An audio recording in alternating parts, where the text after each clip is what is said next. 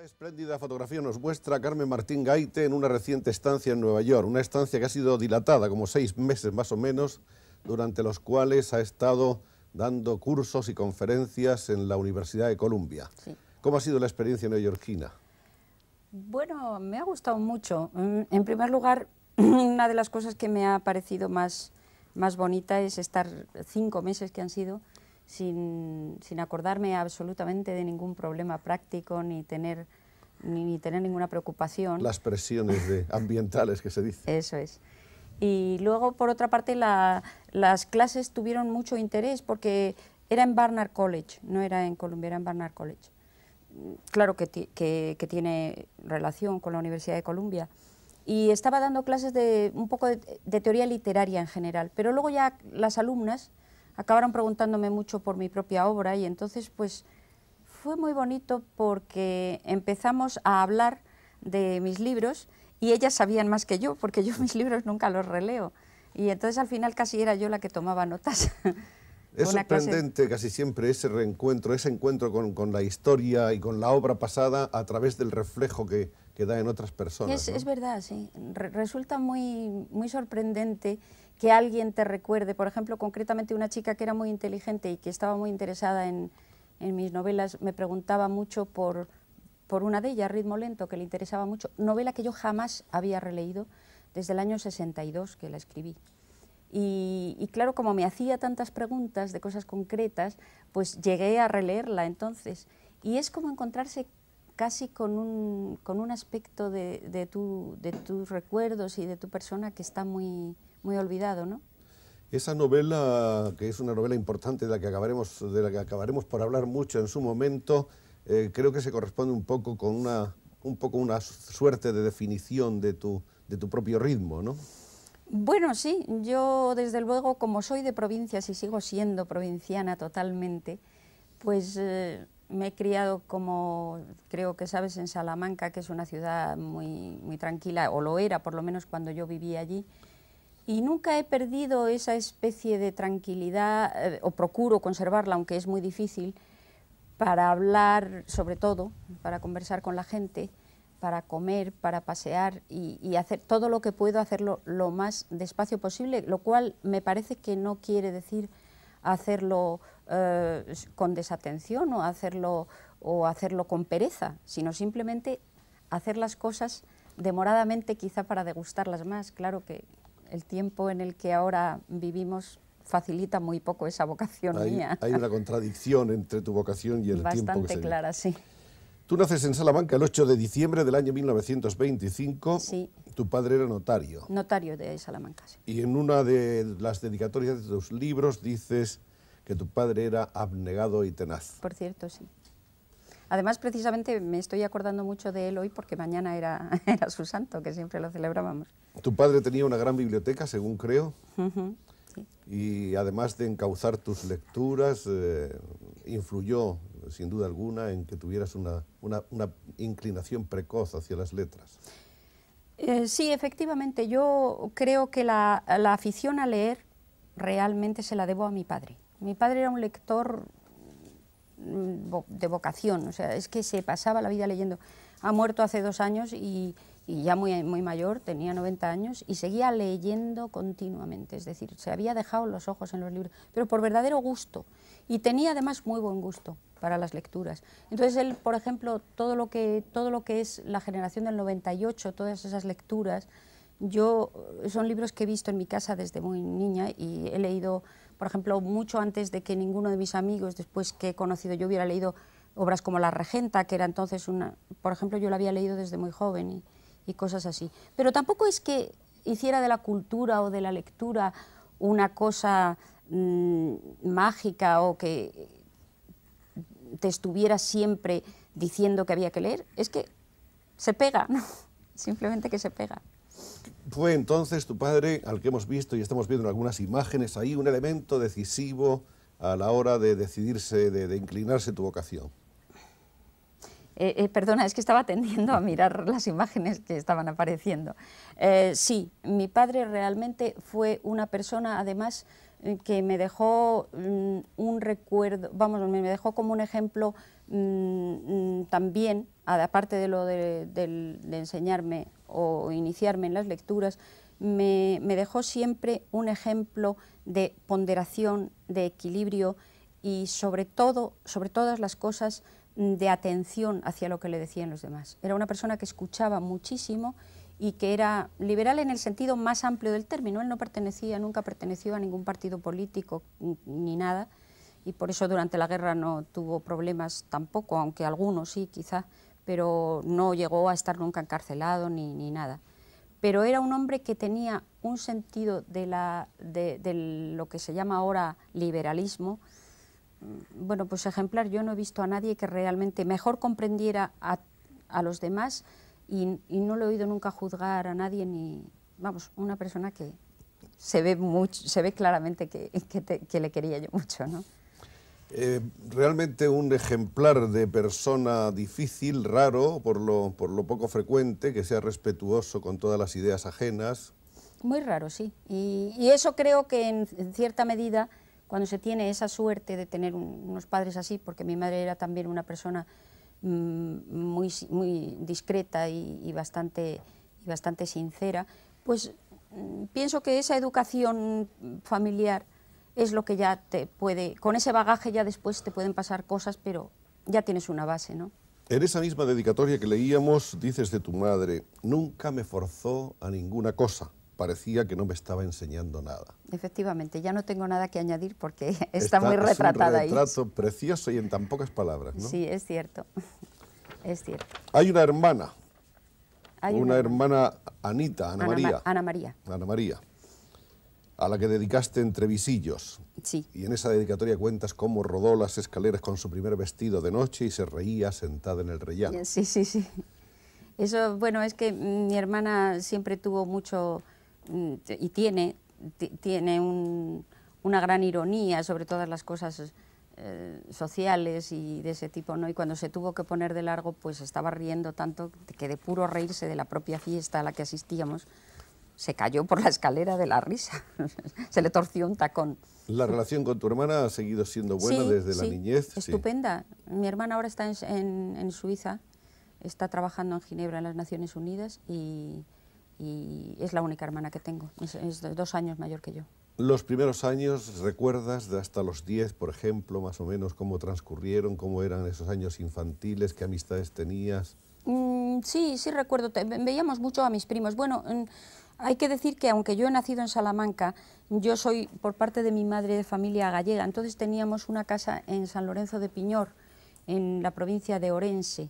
A ese pueblo he hablado de él mucho en algunos de mis libros, por ejemplo en Retahílas, que es una de las novelas mías que más me interesa y que está situada toda la novela en este pueblo. Y ahí íbamos los veranos, ahí 3 meses, desde junio hasta septiembre estábamos en esa casa. Y pienso yo que la infancia rural, porque era una aldea, y el trato con los niños del pueblo, y esa vida un poco salvaje y de subirse a los árboles y todo eso, es lo que más recuerdo de mi infancia, los veraneos sobre todo. Esta fotografía que tenemos aquí es una fotografía de la ciudad natal de la áurea Salamanca, sí, donde está la casa en que nació Carmen. Sí, es esta aquí, se ve muy poco, pero es que la han tirado hace poco y me la mandó. Casa que ya no existe. No. Pero ahí es donde vino al mundo nuestra escritora. Ahí es donde nací, sí. Bueno, cuando tienes 11 años estalla la Guerra Civil Española. Sí, sí. Salamanca cobra una importancia realmente excepcional porque se convierte en la capital prácticamente eso es. del bando franquista, sí. que más tarde trasladaría su aparato a Burgos. Pero tú recuerdas un poco, a pesar de esas... Lo he contado en mi novela El cuarto de atrás, estos recuerdos de infancia y primera, vamos, y también de la posguerra.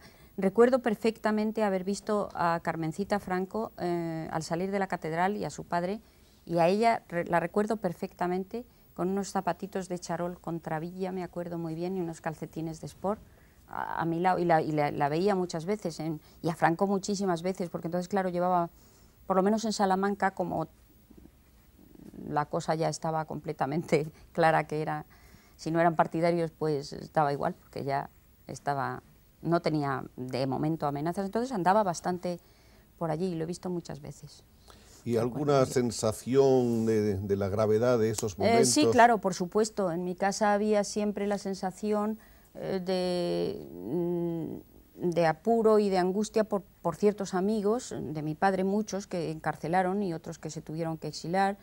Incluso a un tío mío, un hermano de mi madre, pues lo fusilaron porque era socialista. O sea que son recuerdos que, aunque yo era muy pequeña, recuerdo esa sensación siempre de agobio, puesto que mi padre, como aunque ya he dicho, no tenía una significación política determinada y además era una persona muy querida en la ciudad, pues siempre había un cierto peligro y realmente sí, recuerdo escenas pues con amigos un poco desgarradas de oír llorar porque alguien había perdido un familiar, cosas de la guerra, las noticias de la guerra por la radio, seguidas por la radio, de eso todo me acuerdo, claro, no era tan pequeña.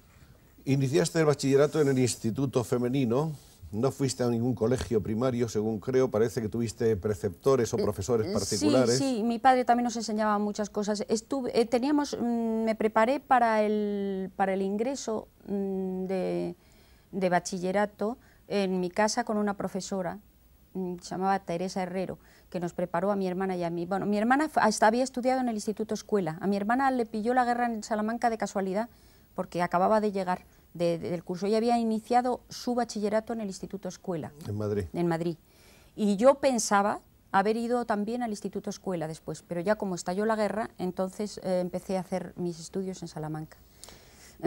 Tuviste buenos profesores, a lo que parece. En el instituto muy buenos profesores. Entre ellos recuerdo a don Rafael Lapesa, al cual la guerra le había pillado en Salamanca, y otro que también ahora es académico y del que tengo un recuerdo excelente, don Salvador Fernández, que es un gramático muy importante y que ahora está en la academia. Los dos eran profesores míos del instituto, a pesar de que, digamos, el aparato, las comodidades que tenía el instituto como lugar de enseñanza eran precarias, porque era incluso un ala de un edificio mayor que era de los jesuitas y teníamos mucho frío, muy poca calefacción. Desde el punto de vista material estábamos muy mal y además, como decían las señoras de Salamanca, en el instituto había mucha mezcla, porque claro, iban chicas de distintas clases sociales, no era un colegio fino, digamos, pero en cambio teníamos unos profesores por contrapartida extraordinarios. Para una escritora, el hecho de haber nacido y de haberse educado en una ciudad donde se habla uno de los castellanos más precisos y más ricos del país, tiene que ser importante, ¿no? Bueno, a mí me parece importantísimo, no importante, importantísimo. Yo he oído hablar el castellano más puro desde mi infancia y mezclado, sembrado de muchos refranes, incluso a gente por ejemplo, del campo, clientes de mi padre. Mi padre tenía la oficina en el piso bajo y la casa la teníamos, la vivienda en el piso de arriba. Y muchas veces clientes de mi padre de pueblos que venían a traerle algún regalo o cosas así, y siempre hablaban de una forma que le puede a uno marcar. Era un castellano verdaderamente impresionante. Nunca he vuelto a oír hablar un castellano tan puro. A veces cuando se encuentra uno con amigos que coinciden, uno de Valladolid, otro de Burgos y otro de Salamanca, se discute cuál es el más puro de los castellanos. Claro, sería muy difícil de decir. Yo recuerdo a mi tío Vicente, que era un gran cazador, que le gustaba mucho la caza, contó una vez que había visto, se habían perdido en el campo y le habían preguntado en Zagala, un chavalín que estaba allí guardando ganado, y le habían dicho que si había visto a otro señor que iba con ellos y que lo habían perdido. Y el niño, que tenía 8 años, contestó: si pasó, no lo sé, pero yo no lo vi.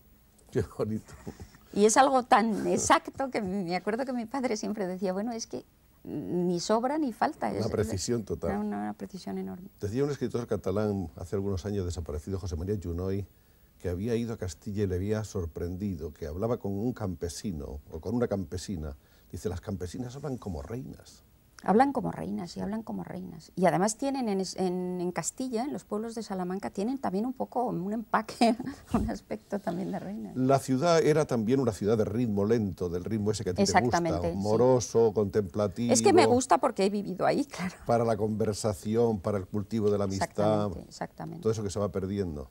Sí, se va perdiendo mucho. Yo cuando pisé ya la universidad, cuando ya en los años 40 empecé a hacer mi carrera, era un perder tiempo que es ganarlo, porque era perder ese tiempo, eso, tomar el sol, ir a pasear al río en barca, remar, dar paseos por la Plaza Mayor. Era realmente una vida muy, muy relajada. ¿Llegaste a ver a Unamuno? A Unamuno lo vi en mi casa, en casa de mi padre, era amigo de mi padre. Lo recuerdo, claro, un recuerdo muy lejano, pero el recuerdo de haber visto a ese señor que venía de vez en cuando a casa, vestido de azul marino y con un jersey por el que le asomaban las puntas blancas de la camisa, que me llamó a mí la atención mucho porque entonces era muy raro ver a un señor, porque lo era, nada más verlo se veía que era un señor, pero que no llevaba corbata. Eso me llamó a mí la atención. Le dio Unamuno sin duda una vigencia, un valor especiales a la vida salmantina y a la universidad, por supuesto. Sí, parece ser que sí, es evidente. Yo, claro, cuando empecé ya a pensar y a razonar por mi cuenta, Unamuno pues, murió el año 36, como sabes, pero sí, quedaba la huella y el recuerdo siempre. Incluso yo en la Universidad de Salamanca, donde he hecho la carrera, está, claro, el busto nada más subir, el busto de Unamuno en la escalera. Ahí en esa universidad Carmen estudia Filosofía y Letras, y son compañeros suyos Agustín García Calvo, me parece, creo que también Ignacio Aldecoa. Ignacio Aldecoa, sí.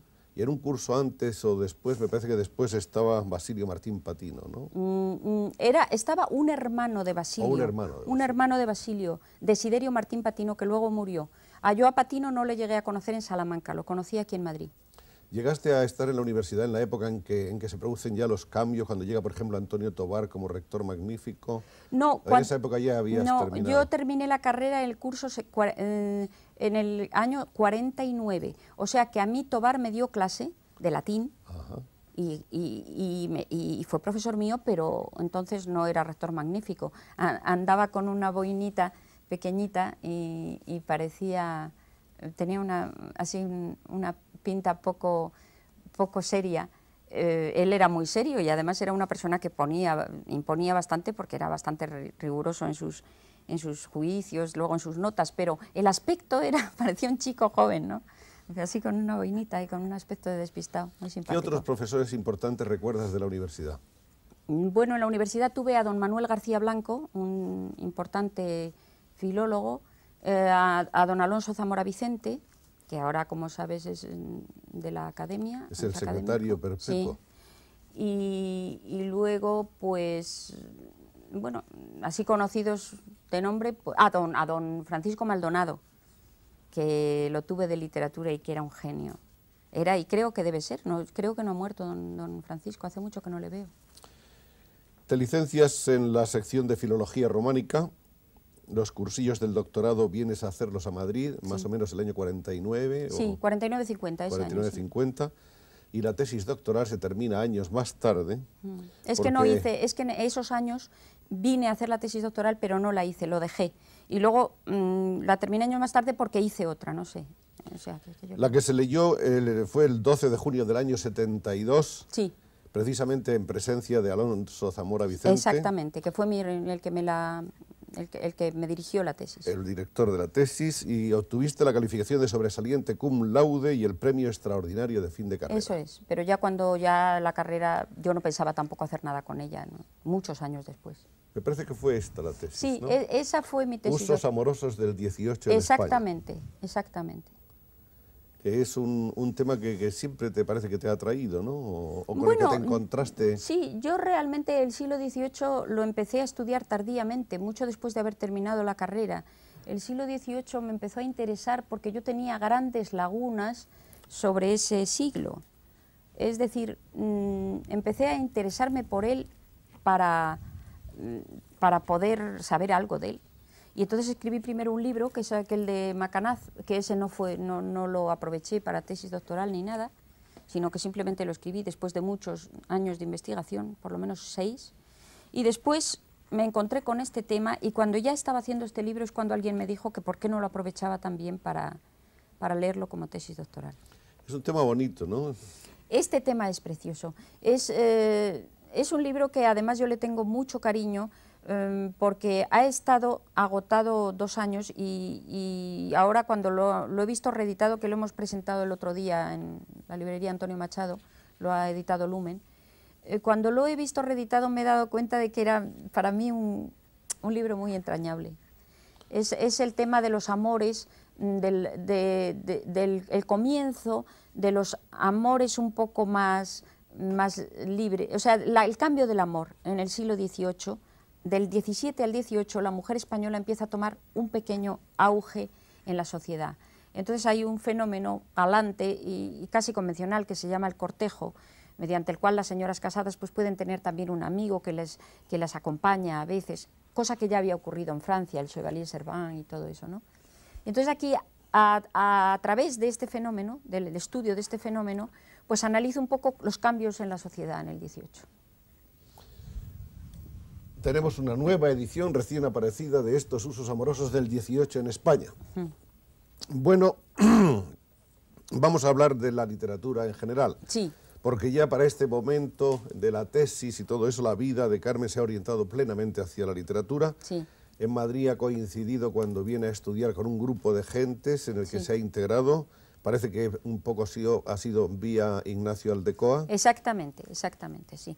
Cuando llegué a Madrid, después de varios años de no verle, porque Ignacio Aldecoa le había dejado de ver, me lo reencontré aquí en Madrid y él me presentó a una serie de amigos suyos jóvenes, entre los cuales estaban pues Medardo Fraile, Jesús Fernández Santos, Alfonso Sastre y Rafael Sánchez Ferlosio, con el cual posteriormente me casé. Todos estos amigos se caracterizaban por su desprecio más o menos ostentoso de los estudios universitarios y por su afición verdaderamente fervorosa hacia la literatura. Entonces, como eran mis amigos, pues poco a poco fui perdiendo esta pequeña pedantería, porque yo era un poquito pedante entonces, gracias a ellos se me pasó totalmente. Y entonces, pues a vivir un poco de la vida de los periódicos, la vida de los cafés, la vida de ir al cine, de empezar, es decir, ya la vida que luego, más profesionalmente, he llevado siempre en Madrid. Es decir, mis contactos empezaron a ser otros, ya pasaron de ser de los profesores y de la universidad a ser pues la gente que está creando cosas, haciendo revistas, haciendo traducciones, y empecé a estar con ellos y empezó ahí mi carrera literaria, digamos. Era un grupo que se articulaba un poco en torno a una revista, la revista española famosa, y a la editorial Castalia, ¿no? Exactamente, de Rodríguez Moñino. Exactamente. Rodríguez Moñino tuvo la audacia, porque en realidad perdió mucho dinero y la generosidad, de coger a esos escritores que no tenían tampoco mucho donde publicar sus primeras cosas, sus cuentos y demás, y entonces los cogió bajo su ala y empezó a protegerlos un poco. Y creó para nosotros, de su bolsillo y con grandes pérdidas, una revista que entonces pareció insignificante porque la compró muy poca gente, pero que estaba muy bien hecha, se llamaba Revista Española, y que ahora los estudiosos de esa llamada generación de los años 50 la buscan como locos. Por ejemplo, en América, cuando yo he estado, he podido comprobar que eso que para mí es el prechelense de mi vida y que no le di importancia, a ellos les parece una cosa muy rara, porque es realmente muy rara de encontrar. Y ahí publicamos los primeros cuentos, mis primeros cuentos decentes, porque ya había publicado muchas cosas en una revista en Salamanca que se llamaba Trabajos y Días, cosas pequeñas, y aquí en Madrid también. Pero en fin, las primeras cosas un poco mejores las publiqué en Revista Española, y también, por supuesto, todos estos amigos que he dicho. Hablemos de Rafael Sánchez Ferlosio. El matrimonio, según unos datos que encuentro, se produce en el 50, según otros en el 53. En el 53, en octubre del 53, sí. Era Rafael, sin duda, uno de los hombres clave de ese grupo. Bueno, yo no lo puedo decir si era o no era clave. No parecía clave de nada, porque nunca pareció clave de nada, pero luego parece que sí, y según se mira históricamente, parece que sí lo era. Yo no lo recuerdo como clave. Hay una dedicatoria tuya, precisamente la de este libro, Usos amorosos del 18, a Rafael, que dices que te enseñó a evitar la soledad y a no ser una señora. A habitar Sí, la soledad. A habitar. habitar la soledad, sí. Bueno, sí, en el sentido de que desde el punto de vista de convivencia de un escritor con otro fue perfecta. Fue perfecta porque nunca me hizo caso en el sentido de que, aunque posteriormente cuando un libro está terminado puedas siempre tener a alguien con quien comentarlo, no hubo jamás esta injerencia de uno en los asuntos del otro. A eso me refiero con lo de la soledad, porque yo salía adelante con mis cosas como podía, sin tener nunca esa tutela o ese consejo de uno. Y eso se lo tendré que agradecer siempre, toda mi vida. Rafael es hijo de un famoso personaje de la Falange, un ministro, Rafael Sánchez Mazas, que también es un muy buen escritor, Sí. del que hay una novela muy buena que se llama La vida nueva de Pedrito de Andía. Exactamente, sí. ¿Le conociste y le trataste? Mucho, mucho, muchísimo. Le tengo dedicado un libro, El Macanaz está dedicado a él, sí, teníamos muy buena relación. Un poco distante, pero muy buena. Ese matrimonio también te une a otras familias de la burguesía ilustrada de Madrid. Por ejemplo, una de tus cuñadas se casa con Javier Pradera, que actualmente es gerente de Alianza Editorial y editorialista del País. ¿Qué significa desde ese punto de vista de apertura y de comunicación con otras gentes, de conocimiento de otras familias, etcétera? Bueno, yo tengo que decir la verdad que siempre he tenido, también por mi familia, muchas relaciones. Es decir, que yo siempre, ya desde que vine a Madrid, he tenido bastantes amistades que me han parecido positivas y muy enriquecedoras, ¿no? Pero evidentemente el hecho de haber conocido a través de la familia de Rafael a mucha más gente, pues sí, fue una apertura, pero claro, ya no sabe uno exactamente lo que viene de aquí, lo que viene de aquí, lo que viene de allá. Es una sí. trama ya tan junta que no se sabe. Tuvisteis una niña, Sí. a la que en los primeros tiempos vosotros y los amigos llamabais la Torci, ¿no? Sí. Y un niño ¿Cuántas cosas sabes? Y un niño que creo que murió. Sí, ese fue anterior, sí. Bueno, este grupo vuestro, más bien en lo que afecta al resto que a ti misma, aportaba una nueva estética en torno a la descripción objetiva de la vida cotidiana. En el caso de Aldecoa, por ejemplo, los cuentos de oficios. En el caso del mismo Rafael, el Jarama, que ha sido el libro eje o arquetipo de ese movimiento. Sí, de ese ¿no? movimiento que llaman. Sí. Ahí se monta la primera gran polémica española de la posguerra en cuanto a literatura. Se trataba de construir mundos de ficción con la lingüística del lenguaje corriente de la calle, ¿no? Sí, sí. Bien, sin y embargo... Entre visillos también responde un poco a ese, que es mi primera novela, también responde un poco a ese... Aunque, sin embargo, los críticos dicen, por ejemplo, Ignacio Soldevila, dicen que tú te sales de ese carril, que no estás exactamente dentro de esa corriente, sino que tu escritura es algo más que objetivista y no te planteas como materia aquellos hechos que pueden acercar al lector a una comprensión crítica de la realidad. ¿Estás o no de acuerdo con Soldevila? Sí, puede ser. Yo, desde luego, mi primera novela no fue Entre visillos. Acabo de decir que fue Entre visillos, pero he mentido. Bueno, vamos, se me había olvidado que yo publiqué una primera novelita corta que se llama El balneario, que ahora está reeditada por Destino. Esa fue la que tuvo el premio Café Gijón. Sí, que tuvo el premio Café Gijón, que es, en fin, el primer libro que yo vi en mis manos como libro publicado. Tenía yo 29 años. Y nunca lo olvidaré porque fue una cosa... Y no he traído la primera edición, que era muy bonita, porque no la tengo, que llevaba un dibujo en la portada de Carlos Pascual de Lara, aquel pintor desaparecido, que era también muy amigo nuestro y era de nuestro grupo. Esa novela, respondiendo a esto que tú decías, verdaderamente no llevaba camino de ser realista mi escritura. Era bastante imaginativa y bastante fantástica. La prueba es que la primera parte después se ve que ha sido un sueño. Es decir, estaba bastante influida por la lectura de Kafka en esos años, que me había hecho una impresión enorme. Que se nota en varios de tus libros. Sí, sobre todo en ese muchísimo, y además lo digo con mucho orgullo. Sí. Bueno, y en alguno de ellos hay hasta unas citas de Kafka en el frontis. Sí. Pero precisamente en ese que hay las citas de Kafka, que es Las ataduras, Posiblemente es el menos kafkiano de todos, pero vamos, el libro este del balneario efectivamente fue muy kafkiano. Hablábamos antes de la época. Tú has contado en algunas ocasiones que era una época en la que andabais todo el día por la calle, paseando y conversando incansablemente. Era una época en la que el dinero casi no existía, no teníais nadie dinero realmente físico. Yo creo que sobre todo eso es lo que más caracterizaba esa época y lo que más distinguía a la juventud de ese tiempo de la de ahora, que realmente no teníamos un duro.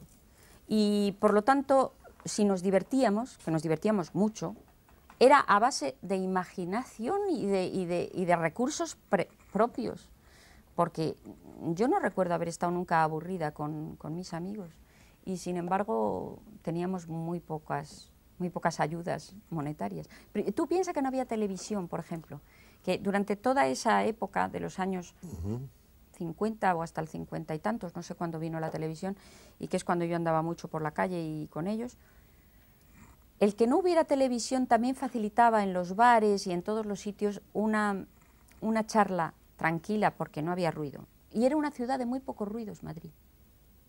Parece mentira que con el ruido... Había pocos coches también. Había pocos coches y había poco... Bueno, por el aire era mucho más limpio. limpio. El aire era más puro. Sí. Luego había muchas tabernas donde no daban tantos ginfis ni tantas cosas, sino vino con unas aceitunitas. Tabernas donde fiaban, además. Fiaban, ¿no? Sí. Es verdad que se podía...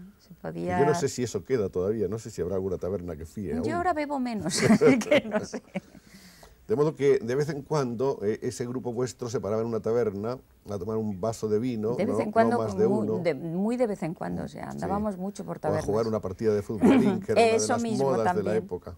Me acuerdo que había una taberna que continúa, que está ahí en la Plaza de Chueca, que es muy bonita, y ahí vamos mucho. Y por la calle de la Libertad también, por todas esas calles transversales. Y aparte de eso, leer mucho. Bueno, sí, leer y comentar. Leer y comentar, libros ¿sabes? Que llegaban clandestinamente. Un poco eso, sí, porque claro, los libros, actualmente la gente compra muchos más libros, porque lo primero porque las editoriales están mucho más en producción, pero lo que yo no estoy tan segura es de si los leen con tanto entusiasmo, ¿no?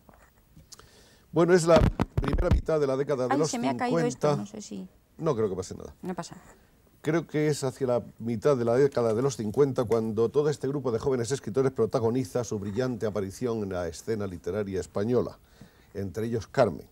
Hemos dicho que la primera revelación llega el 54 con el premio Gijón, con El balneario, que es el primer intento de pasar de ese cuento que habías cultivado hasta entonces ya a una cierta dimensión novelística, de novela, ¿no? Sí, y además la novela... Y además da para una novela más larga también. Sí, ese y es cuento. Es una novela que es mi primera aparición, digamos, ya de más conocerme, porque la otra tuvo menos repercusión.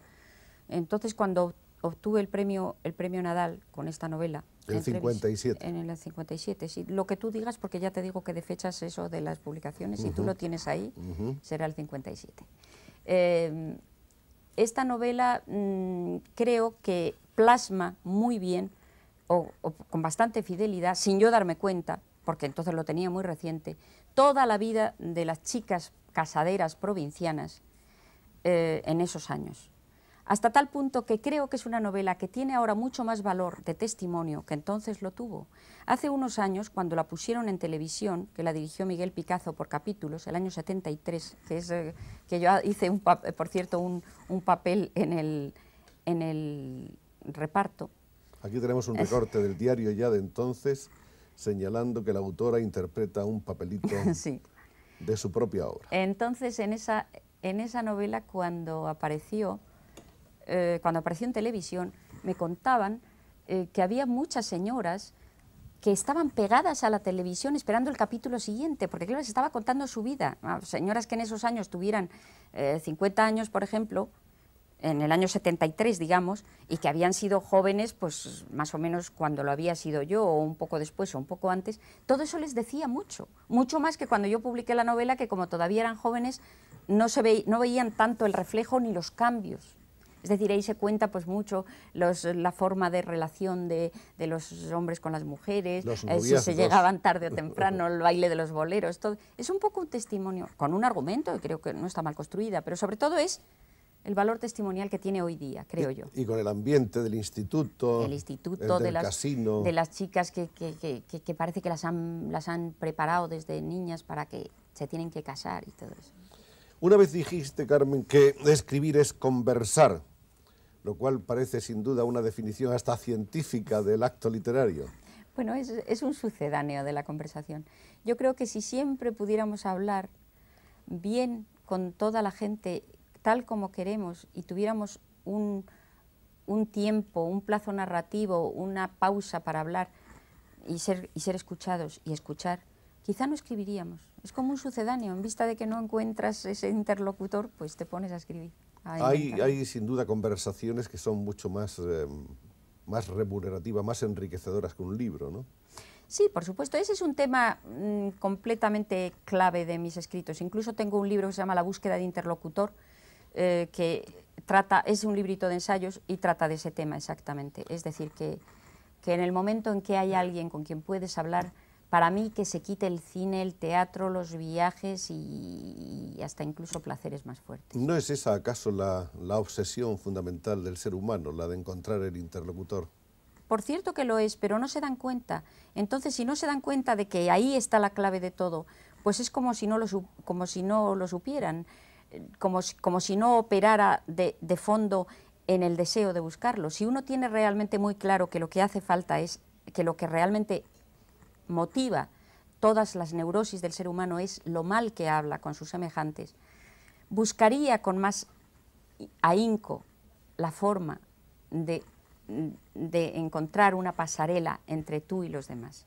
Y yo, si no hablo más con la gente, no será porque no dé facilidades, porque estoy siempre deseando. Pero hay gente que no quiere comunicarse. Pues por ¿verdad? eso digo, hay gente que es muy difícil. Esa hablar. incomunicabilidad de que se ha hablado siempre del ser humano es una cosa efectiva y latente.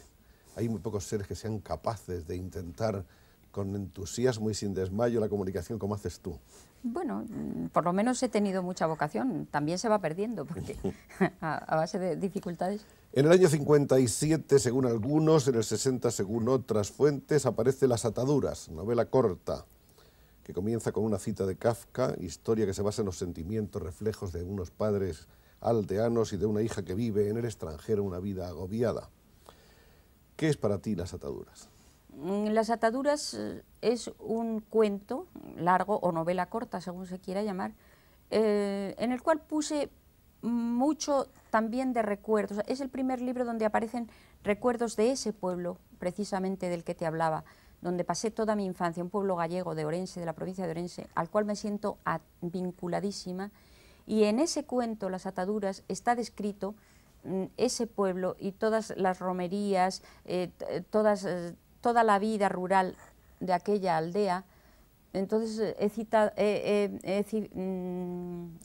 centrado la acción en una chica de ese pueblo que es hija de un maestro y que luego se casa y se va fuera, y un poco la añoranza también gallega de la saudade, de estando fuera, cómo recuerda esa vida. Pero sobre todo el escenario me importa mucho, que es el mismo escenario que después recojo, como te diré, si me lo preguntas, en Retailas. Muy bien, a eso llegaremos. Ahora estamos en Ritmo Lento, que queda finalista, y esto es una cosa importante en un año crucial para la novelística contemporánea. En el premio Biblioteca Breve del año 1962, finalista cuando gana Mario Vargas Llosa con La ciudad y los perros. Efectivamente. Y ahí nace el boom, el famoso boom. Sí, exactamente. Ese año es cuando ya a los escritores españoles parece que empieza a hacerse menos caso. Empieza la atención se desplaza hacia las novelas escritas en Hispanoamérica, exactamente a partir de ese año. Por lo tanto, ese libro, digamos, cogió un poco la crujida de esa crisis y de esa crisis de atención del lector español hacia nosotros. Que fue un desplazamiento masivo. Masivo, exactamente. Entonces esa novela ha tenido muy mala suerte, por eso, precisamente. Pero yo creo que es una novela en la cual di un quiebro bastante notable hacia otros estilos más de introspección psicológica y en fin, a mí es una novela que me sigue valiendo por el recuerdo que tengo de ella, como digo, porque antes te explicaba que no acostumbro a releer mis novelas. Ahí está viniendo realmente un nuevo rumbo dentro de la novelística de Carmen Martín Gaite. Hay un hecho que señalas en algún lugar, que es que le gustó mucho a Martín Santos. Sí, sí. El autor de Tiempo de Silencio. Mucho le gustaba, sí. Y que llegasteis a hacer hasta un juego de palabras cambiando los títulos sí, a medias, ¿no? A medias, sí. Tiempo de silencio, no, ritmo de silencio y tiempo lento, decía él. Sí. Bueno, de todas maneras, ritmo lento, que tú dices que no ha tenido, probablemente por esa incursión o esa aparición brillantísima de la narrativa latinoamericana, el éxito que quizá debiera haber tenido, se ha publicado ya en varias ediciones. Apareció también en Destino y en Bruguera. Por aquí hay un par de esas ediciones. Una es la de Bruguera, Libro Amigo, y esta otra es la de Biblioteca Breve. Sí. Bueno, seguimos con la cronología. Estamos en la mitad de la década de los 60, no sé en qué año exactamente, cuando la pareja decide separarse. ¿No es eso? Bueno, yo de eso casi preferiría mejor no hablar mucho, pero vamos, sí, desde luego a partir del año 1970, en otoño del 70, pues sí, efectivamente Rafael se fue a vivir a otro sitio. Y entonces, desde entonces, pues vivo con mi hija, pero vamos, yo con Rafael tengo muy buena relación. Esta es una foto muy tierna y muy hermosa de la madre y la hija. Sí. Esto es en vuestro domicilio, en Doctor Esquerdo. Sí, es en Doctor Esquerdo, ahí ¿Tú estás. seguiste habitando Sí, ahí el estoy, hogar? Ahí sigo viviendo, ahí seguimos viviendo. La hija es tan guapa como la madre, ¿no? Muchas gracias. Es bastante más guapa. Sí, eso es lo que hay que decir, ¿no? Bueno, al margen de estas tareas como novelista, te dedicas también a la investigación histórica, aunque está siempre conectada con tu licenciatura en la filología románica. Eso es. Que yo sepa, participaste en el seminario de la Academia de la Lengua para elaborar un diccionario histórico, has sido becaria de la Fundación Ford, fuiste invitada en las universidades americanas en el 79, por ejemplo, estuviste en un congreso de literatura española contemporánea que hubo en Yale, sí. Al que fueron una serie de escritores contigo, Goytisolo, Benet, Ayala. Goytisolo no estaba en esa ocasión, estaba Manuel Puig. Ah, Manuel Puig, sí. Boquitas pintadas. Sí. Bueno, entre otras investigaciones aparece la que se relaciona con Macanaz, con ánimo de esclarecer el enredado proceso seguido por la Inquisición. En tu bibliografía se habla de dos títulos. Uno, El proceso de Macanaz. Sí, que es una edición que no está aquí. Que no está aquí. Veo que no está aquí, la podía yo haber traído. Y otro que es este, más reciente, Macanaz, otro paciente de la Inquisición. Sí, cambió el título, pero el libro es el mismo. Eso supongo que han sido años de trabajo en los archivos de consulta. Sí, yo me quedo sorprendidísima cuando miro para atrás de pensar en la paciencia que tuve. Yo ahora no tengo esa paciencia, ni loca, ni la mitad. Realmente sí, sobre todo porque fue una cosa de pura vocación. Yo no lo hacía para nada, sino para enterarme de qué le había ocurrido a Macanaz. Y como resultado tuvimos ese libro después de muchos trabajos. Me metí en archivos, me puse a estudiar, sobre todo porque te quería haber dicho antes que una de las cosas que coincidieron con que Ritmo Lento haya podido tener quizá poca difusión, fue que yo a partir de Ritmo Lento me retiré de la literatura durante 10 años. Entonces ya sabes tú muy bien que en la literatura unos títulos tiran de otros, y como estuve 10 años sin publicar nada de literatura, en España pasa eso, que a un escritor si tarda mucho en publicar, no siempre, pero a veces lo olvidan. Cuando un escritor se descuelga para otros quehaceres. Sí. Y entonces, claro, eso es lo que pasó. Ritmo Lento es del año 62 o 63, y luego mi siguiente novela es 10 años después. Por lo tanto, entre medias que me dediqué a la investigación histórica, aunque hice 2 libros, ya eran de otro jardín, de otro cotarro. Muy bien. Yo quisiera acotar aquí algunos aspectos de los que los amigos de Carmen señalan como más característicos de su perfil humano. El primero, que tiene un encanto que no hay que describir aquí ahora porque está a la vista, esa capacidad de conversar, de estar dispuesta siempre al diálogo, de intentar la comunicación. Y eso que con los focos soy mucho menos simpática. Ese cultivo de la amistad, que también es una cosa realmente impresionante. Y luego hablan de tu talento para cantar. Ah, sí. Bueno, a veces cuando está uno con los amigos, pues salen los alalás y las cosas de la infancia. canciones folclóricas gallegas o tonadillas de la Piquer. Sí, sí, sí, es que me gusta. Y hasta creo que en un espectáculo llegaste a cantar una vez. Sí, una vez. En Mira, el podía haber teatro. traído una de las fotografías de aquel espectáculo. Eso fue porque un amigo me lo pidió, Amancio Prada, En el pequeño teatro de Madrid. en el ¿no? pequeño teatro, sí. La curiosidad de Carmen, que está clara que es universal.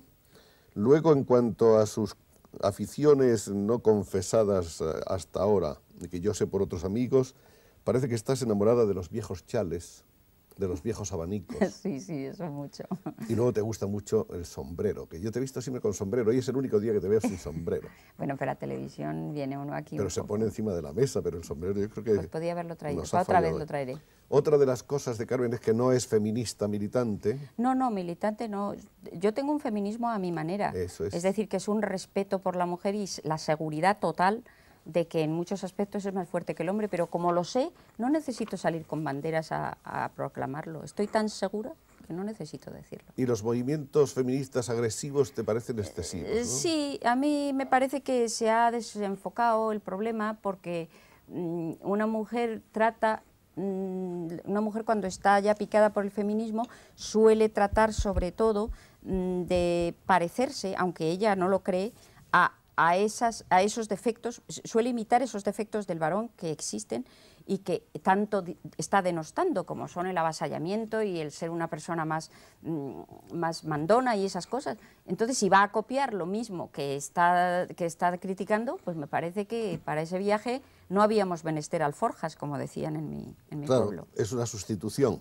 Claro, es pasarse al bando de ese enemigo que además no tiene por qué ser enemigo. Yo empiezo porque a los hombres les tengo una enorme simpatía, cosa que las feministas me parece que no.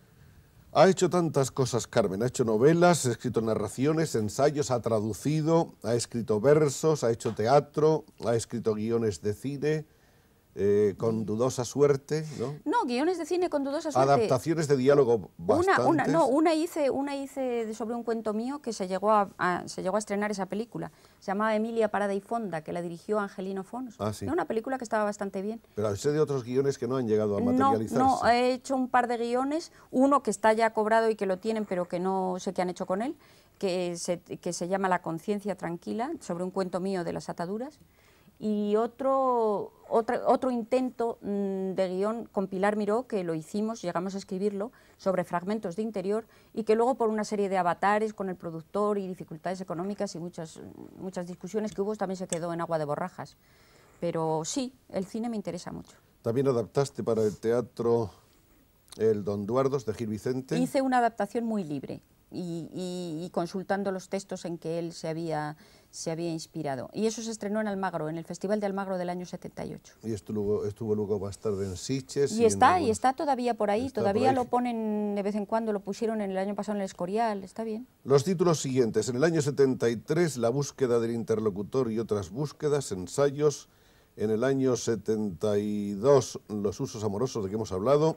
Y en el 74 se inicia otra nueva etapa con que es Retahílas, la que más me interesa. que es lógicamente la que más le interesa a Carmen. Yo creo que es la que más nos interesa a todos y además es la que marca una nueva línea, un nuevo camino. Ahí ya empiezo yo a estar más contenta con lo que hago.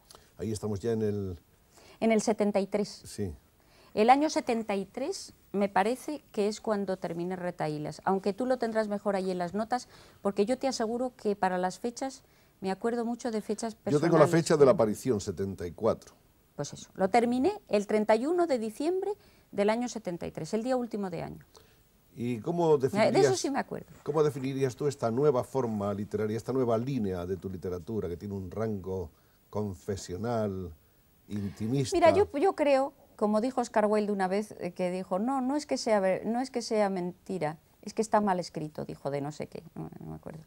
Yo digo que, aparte del estilo o de que diga más o menos mentiras o verdades, creo que empiezo a escribir mejor.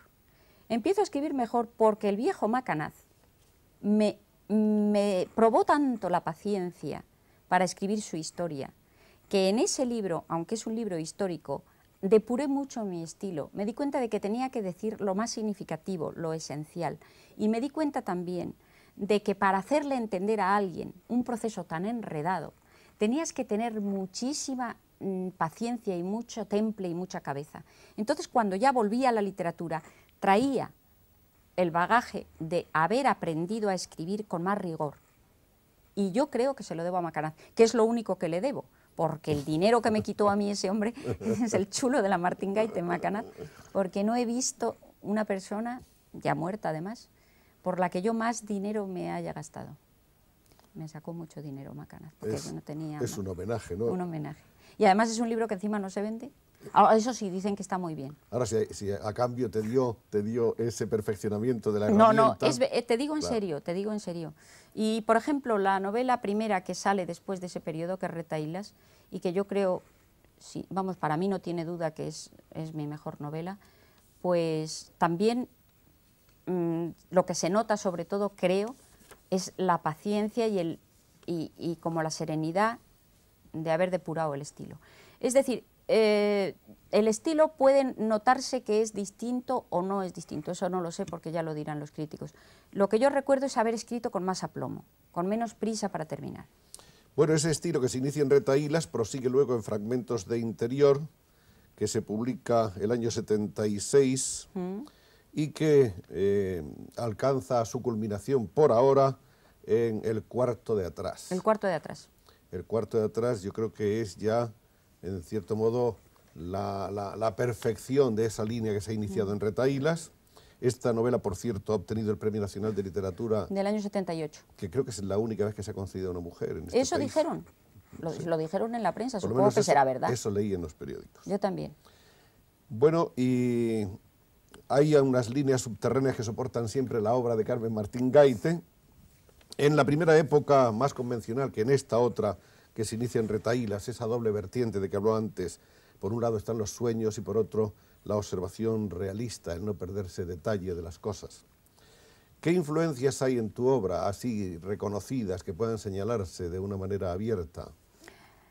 La verdad es que al cabo de la vida... ¿Con quién tienes deudas en ese campo? Yo con todo el mundo tengo deudas, y vamos, no de dinero por ahora, aunque con los tiempos que vienen puede que empiece a dar sablazos, pero deudas tengo sobre todo bueno, de escritores que no he conocido. Por ejemplo, recuerdo mucho haberme sentido muy influida por Kafka en mis comienzos. Sí. Y luego mucho también por escritores italianos, Pavese, Svevo, que me impresionaron y de cierta manera, más o menos confesada o subterránea, me influyeron.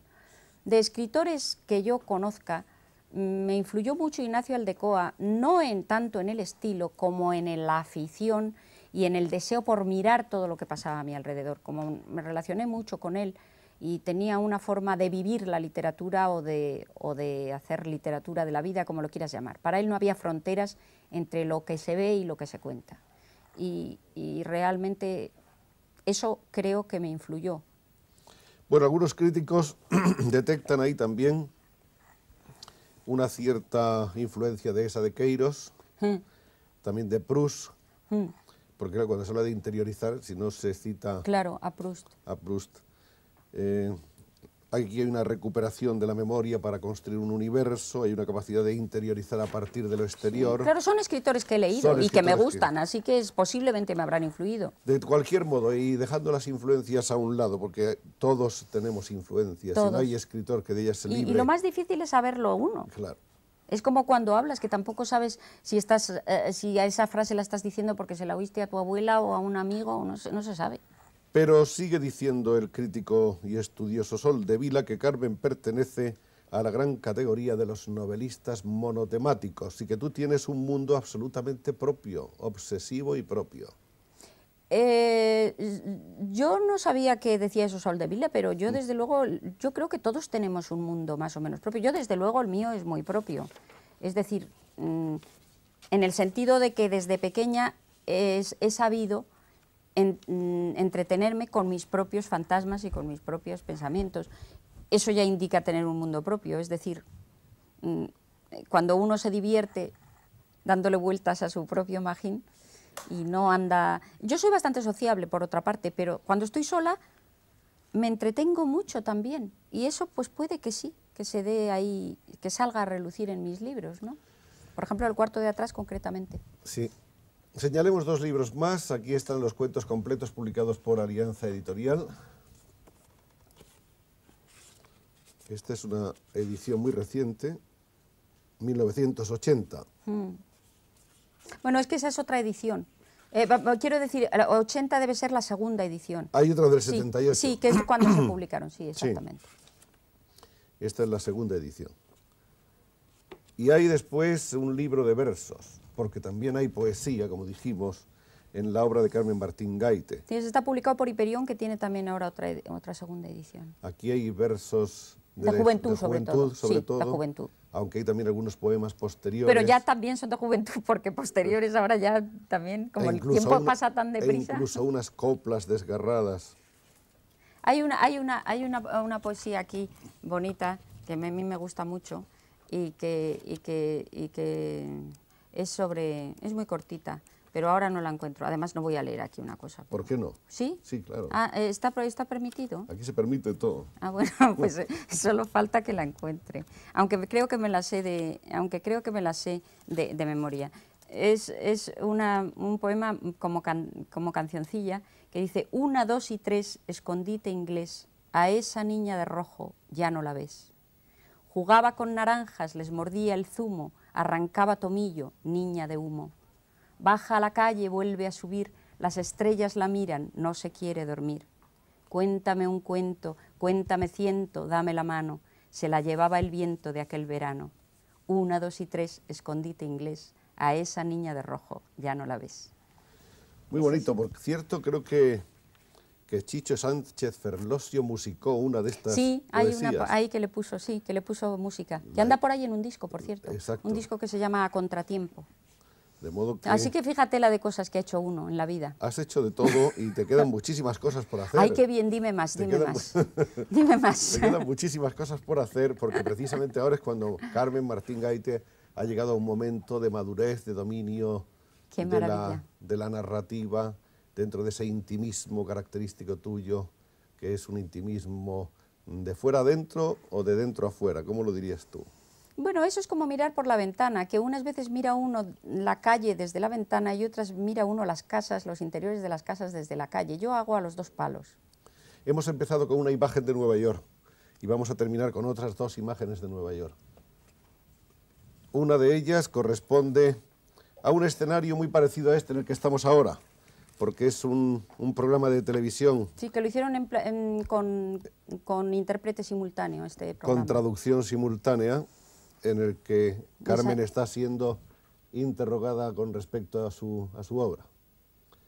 Y otra que es muy bonita es esta, en la que nos muestra el escaparate de la famosa librería hispánica de Nueva York, escaparate dedicado íntegramente a una exposición de su obra.